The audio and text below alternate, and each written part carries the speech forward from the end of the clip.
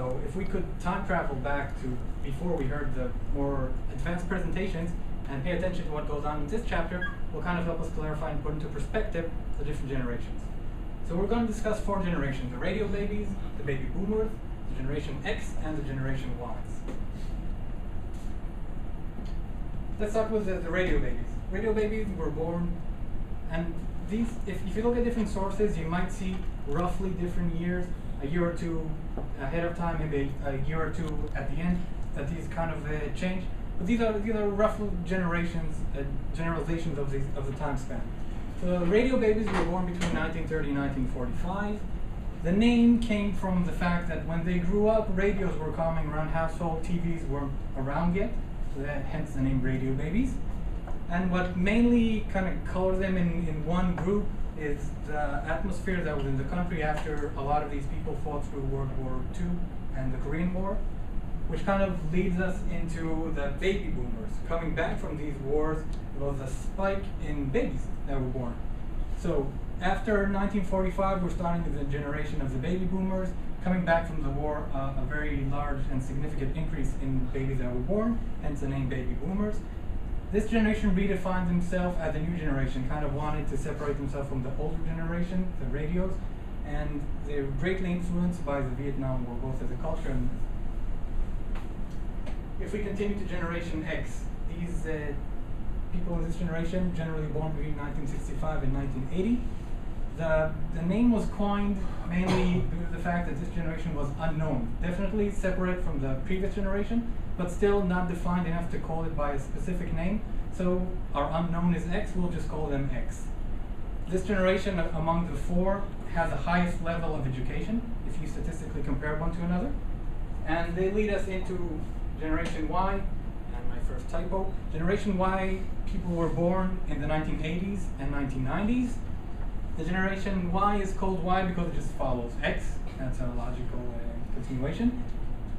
During Generation Y, there's an increase in a lot of the functionality of communication, media, computers, and that kind of defines this specific generation. So now that we know the 4 generations, I want to go into a fun game called Who Would Say That? We have 4 groups. I'm going to give you 4 quotes, and I just want to see if we can somehow match as a group which quote goes with which generation. So who would say, keep me interested, or I'll leave and start my own company? Why? Generation Y? Yeah. Mm-hmm. This actually goes a little further back. Close call, but the baby boomers. Sitting in the job would say, I know it. It's okay. I want to stay here, but I want to be interested because I have enough experience under my belt. Keep me interested here, or I might become your competition. If we go to the next quote, there's no reason to suffer a suit and high heels to look like someone else's idea of a professional.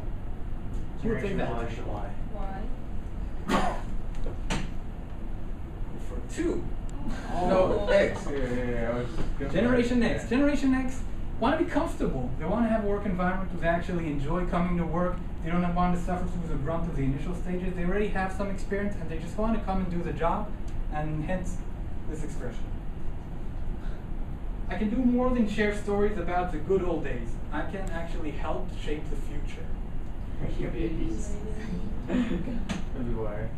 Glad we got one right. The worst thing we can do is treat the oldest group as the oldest group. We don't want to do that. We want to still draw into that huge bank of knowledge from the experience of the lifetime that they accumulated, and Generation Radio Babies. Which kind of leaves us with one obvious option. Generation Y, and since this book was published about 10 years ago, they neglected to mention Generation Z. Generation Y and Generation Z, the millennial generation, kind of started to merge into one, so I took the liberty of adding them both together. This is kind of a depiction of what we could look through Generation Y and Generation Z. It's kind of a transition from old school into a different type of view. So, if we continue on to the case study. The case study in this chapter was, again, very straightforward. We had a very good employee from Generation X. She worked as an administrative assistant, had 3 kids, and the most important thing for her is balancing work-life. Now, her boss is extremely happy with her. She thinks she's doing a wonderful job, and he wants to promote her. Now, she kind of gently says, it's fine, thank you, but I like my job as is. Part-time is good for me, that works for me, the hours are flexible, this is what I want. The boss thinks, no, she's not reaching her full potential. I want to get more out of her. She wants probably to get more out of her, but maybe she's shy. Maybe she's just not confident enough in herself like I am. I really believe she could do better. He changes her job to a full-time position. She has no choice but to quit and leave the company. It's very important that we're attuned to different generations and their needs. We saw it in very good detail as we continue in this book, but it's very important to point out that it's not a one-size-fits-all kind of situation. We have to make sure that when we address a specific generation, we address their needs. They might not fit a different generation. If I can segue into real life, while I was thinking about this presentation throughout the week, I received an email at work saying that I'm invited to attend a webinar, how to keep generation, the baby boomers, generation X, Y, and Z, as clients in the bank that I work in. The email is very long and elaborated. It has a lot of words that it won't really mean a lot to us, but I just want to focus on the main point. So this, as a whole, we don't really need. We can just get rid of it. Thank you. It's very, very important that we don't fit everyone into one mold.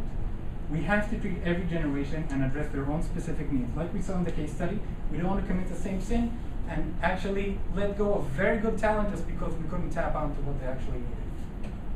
What the webinar is offering us is to get attuned to these specific needs for the clients. And I say clients, while clients can be both our customers but our employees as well. We can treat them as one. Don't make it any differential between the two.